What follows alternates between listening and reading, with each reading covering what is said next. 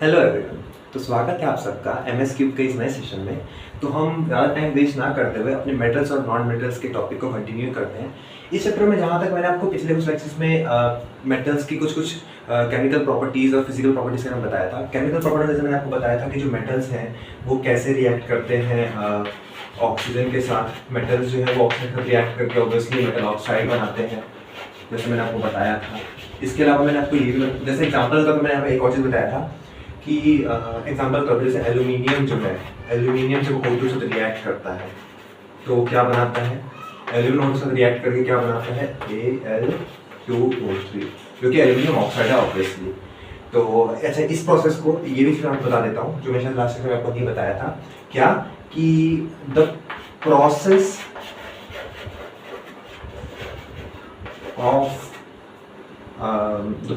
Of reaction of aluminium with O2 is called anodizing। ठीक है ना, मतलब एल्यूमिनियम और ऑक्सीजन का जो रिएक्शन होता है ना, जिससे कि एल्यूमिनियम ऑक्साइड बनता है, इसको क्या बोलते हैं, एनोडाइजिंग बोलते हैं। Is anodizing. शायद ये चीज़ मैंने क्लास में नहीं बताया, मैंने आपको यहाँ पे रिकॉल करा दी ये चीज़। इसके अलावा हमने और क्या क्या चीज़ें देखी थी, मैं वो भी आपको बता देता हूँ। इसके अलावा हमने देखा था कि जो मेटल्स हैं वो वाटर से कैसे रिएक्ट करते हैं। जैसे मैंने आपको बताया था कि जो मेटल्स होते हैं जब वो वाटर से रिएक्ट करते हैं तो वो मेटल हाइड्रोक्साइड बनाते हैं। और इसमें भी मैंने आपको एक की पॉइंट्स बताए थे जो कि मैं आपको दोबारा रिकॉल करा देता हूँ अभी। कि मैंने आपको क्या बताया था, जैसे कि कुछ मेटल्स होते हैं जो काफ़ी वाइगरसली रिएक्ट करते हैं H2O के साथ और मेटल हाइड्रोक्साइड बनाते हैं। एग्जाम्पल के तौर पे मैंने आपको बताया था कि जो पोटेशियम होता है जब वो वाटर से रिएक्ट करता है तो वो ऑब्वियसली क्या बनाएगा, KOH बनाएगा एज इट्स मेजर प्रोडक्ट। और ये काफ़ी ज़्यादा अच्छा, इसके साथ में ये हीट भी रिलीज करता है obviously, end of course hydrogen gas भी रिलीज करता है। लेकिन ये हीट एनर्जी रिलीज करने की वजह से इसको हम क्या बोलते हैं, ये कैसा रिएक्शन होता है, एक्सोथर्मिक रिएक्शन होता है। कैसा रिएक्शन होता है, एक्सोथर्मिक रिएक्शन। तो मैंने इसमें चीज़ आपको पिछले लेक्चर में बता दी है, मैं आपको थोड़ा सा रिकॉल करा रहा हूँ, ठीक है ना। तो जो पोटेशियम है वो वाटर के साथ रिएक्ट करके एक बहुत ही वाइगरसली रिएक्ट करता है और हीट भी रिलीज करता है इस रिएक्शन में, इसलिए इस रिएक्शन को एक्सोथर्मिक रिएक्शन बोलते हैं। ऐसे एक और एग्जांपल जैसे कि Na का, अगर मैं सोडियम की बात करूं तो सोडियम भी वाटर के साथ रिएक्ट करके ना कुछ ऐसा ही बहुत ही high amount of heat energy release करता है, जो कि काफी ज्यादा हजार्डस भी हो सकता है बेसिकली, क्योंकि जो Na है और ये जो पोटेशियम है ये काफी ज्यादा हाईली रिएक्टिव होता है। अगर आपने मेरा रिएक्टिविटी सीरीज का वीडियो देखा है तो आपको पता होगा कि जो पोटेशियम है और सोडियम है वो टॉप मोस्ट रिएक्टिव एलिमेंट्स में से आते हैं। तो इसलिए इसको काफी ज्यादा वाइगरसली रिएक्ट कर पाते हैं, काफी ज्यादा तेजी से रिएक्ट कर पाते हैं वाटर के साथ और अपने हाइड्रोक्साइड्स फॉर्म करते हैं। तो इसमें भी हीट रिलीज होता है और ये भी क्या है, ये भी एक एक्सोथर्मिक रिएक्शन है। अच्छा, इसके अलावा कुछ और इंपॉर्टेंट पॉइंट्स बात कर लेते हैं कि काफी और भी अलग अलग तरह के मेटल्स होते हैं, वो किस तरह से वाटर के साथ रिएक्ट करते हैं। इसके अलावा जैसे कैल्शियम भी रिएक्ट करता है, कैल्शियम रिएक्ट करता है, मैग्नीशियम रिएक्ट करता है वाटर के साथ। लेकिन इसमें भी एक कुछ की पॉइंट्स हैं, जैसे कि जो कैल्शियम है, कैल्शियम रिएक्ट करता है वाटर के साथ, ये ज्यादा वाइगरस रिएक्शन नहीं होता है, नॉर्मल सा रिएक्शन होता है। तो simply CaOH whole twice form करता है और H2 फॉर्म करता है। इसमें कोई हीट रिलीज नहीं होती है क्योंकि उतना ज्यादा हाईली रिएक्टिव एलिमेंट नहीं है, ठीक है।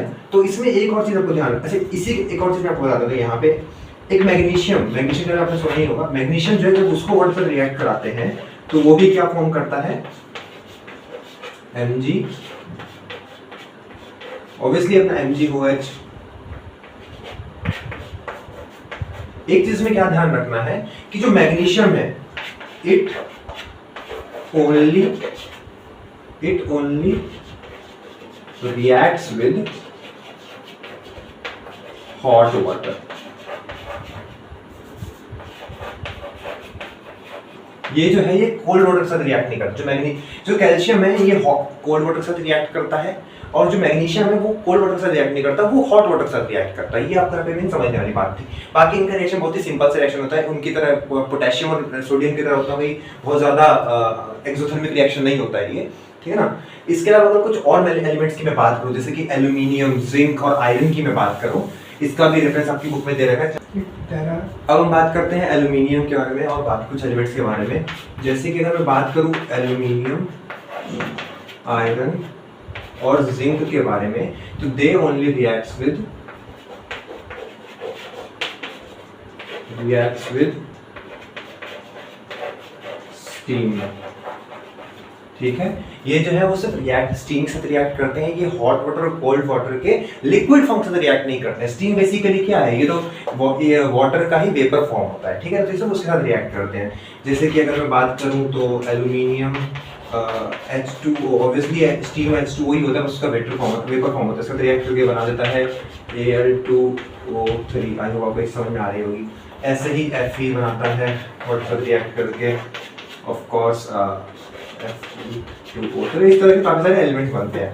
तो अब आपको एक चीज समझ में आ गई होगी। ये सब बस एक क्विक रिकैप था उन सब चीजों से के जो हमने लास्ट लेक्चर में पढ़ लिए हैं।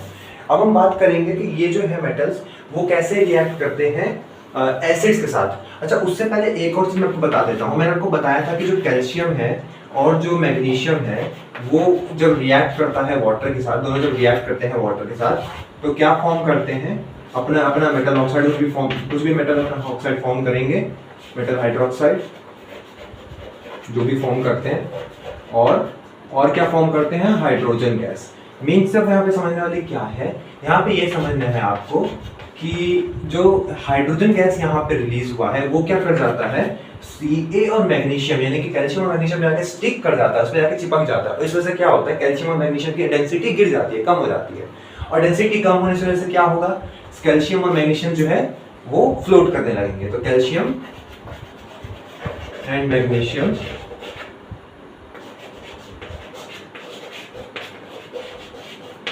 starts floating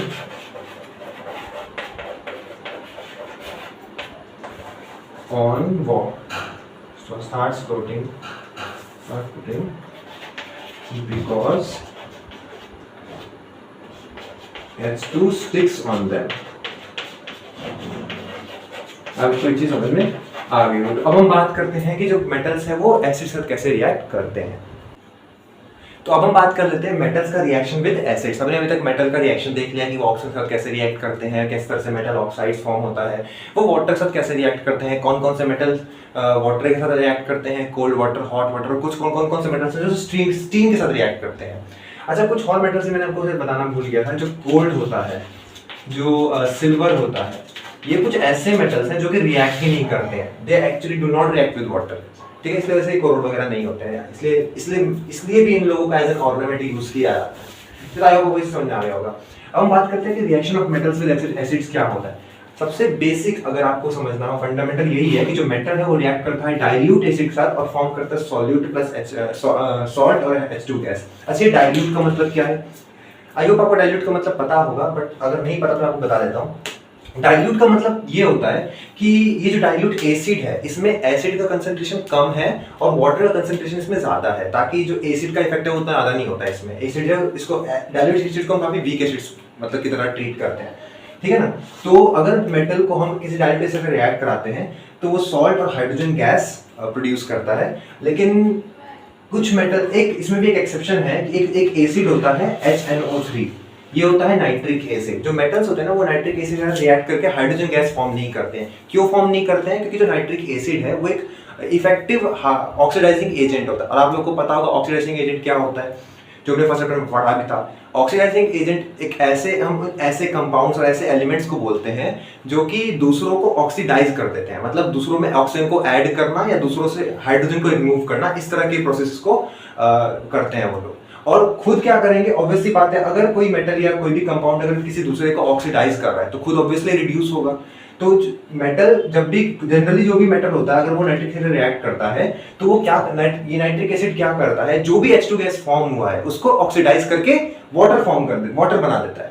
और खुद क्या करेगा, खुद रिड्यूस होके कोई भी नाइट्रोजन ऑक्साइड, चाहे तो NO, चाहे तो NO2, चाहे तो NO3 अमीन इसको बोलते हैं, ऐसे बहुत सारे नाइट्रोजन ऑक्साइड्स होते हैं, नाइट्रोजन ऑक्सीजन के कंपाउंड्स ऐसे फॉर्म कर देता है। तो यहाँ पे मैंने एक चीज लिख दी है कि ऐसा क्यों नहीं होता कि H2 गैस फॉर्म होता है जब मेटल और HNO3 रिएक्ट करते हैं। ऐसा इसलिए नहीं होता because nitric acid is an oxidizing agent and it oxidize the H2 so formed 2H2O। क्या करता है ये H2 जो भी बनता है उसको H2O में कन्वर्ट कर देता है, ऑक्सीडाइज कर देता है और खुद जो है वो रिड्यूस होकर नाइट्रोजन ऑक्साइड, बहुत सारे नाइट्रोजन ऑक्साइड जैसे नाइट्रोजन ऑक्साइड हो गया, नाइट्रोजन डाइऑक्साइड हो गया, नाइट्रोजन ट्राइऑक्साइड हो गया, ऐसे काफी सारे नाइट्रोजन ऑक्सीजन के कंपाउंड्स होते हैं उसमें खुद जाकर रिड्यूस हो जाता है। अच्छा, इसमें भी एक एक्सेप्शन है, जो Mg है और जो Mn है ये एक्चुअली में H2 गैस फॉर्म करते हैं। अगर आप Mg यानी कि मैग्नीशियम और Mn क्या है, ये मैंगनीज होता है। Mn बेसिकली मैंगनीज होता है, मैं यहाँ पे लिख देता हूँ notation.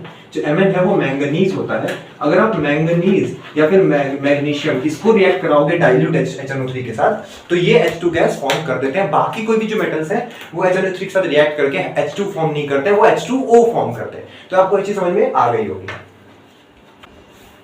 Reactivity of metals with acid के कुछ और बेसिक और पॉइंट्स हम पढ़ लेते हैं, जो कि कुछ इंपॉर्टेंट पॉइंट्स हैं, इससे आपको क्वेश्चंस देखने को मिल सकते हैं। जब मैंने आपको HNO3 का एग्जांपल दिया था, जो वो बहुत ही इंपॉर्टेंट क्वेश्चन है, काफी बार पेपर में पूछा गया है, तो आप उसे अच्छे से पढ़ सकते हैं। अगर मैं इसके अलावा बात करूं, अच्छा एक और चीज, मैग्नीशियम जब भी वाटर के साथ रिएक्ट करता है तो मैंने आपको बताया था ऑब्वियसली अपने मैग्नीशियम हाइड्रोक्साइड फॉर्म करेगा और हाइड्रोजन गैस फॉर्म कर रहा होता है। जो फॉर्मेशन ऑफ हाइड्रोजन गैस है तो ये बबल्स ऑब्वियसली किसकी वजह से फॉर्म होता है, H2 की वजह से फॉर्म होता है। H2 गैस रिलीज हो रही है, उसी वजह से बबल्स फॉर्म होते हैं। वो सबसे ज्यादा वो फास्टेस्ट किस में होता है, मैग्नीशियम के केस में होता है, ठीक है ना। अगर मैं मैग्नीशियम, एल्यूमिनियम, जिंक और आयरन को कंपेयर करूं तो मुझे क्या देखने को मिलता है कि जो ये बबल फॉर्मेशन है, ऑब्वियसली उनके बबल फॉर्मेशन जो होता है वो मैग्नीशियम में सबसे ज्यादा होता है, मैग्नीशियम के केस में, फिर एल्यूमिनियम, फिर जिंक और फिर Fe। इससे हमें पता चलता है कि जो रिएक्टिविटी है वो कुछ इस तरह से चल रही है। ये मैग्नीशियम जो है वो सबसे ज्यादा रिएक्टिव होता है एल्यूमिनियम के, उससे कम जिंक और सबसे इन चारों में सबसे कम Fe होता है। इससे इस चीज के लिए, इस पॉइंट के लिए आपको रिएक्टिविटी सीरीज पता होनी चाहिए, जो कि मैंने आपको पहले ही पढ़ा दिया है, आप पिछले लेक्चर में जाके इसको देख सकते हैं।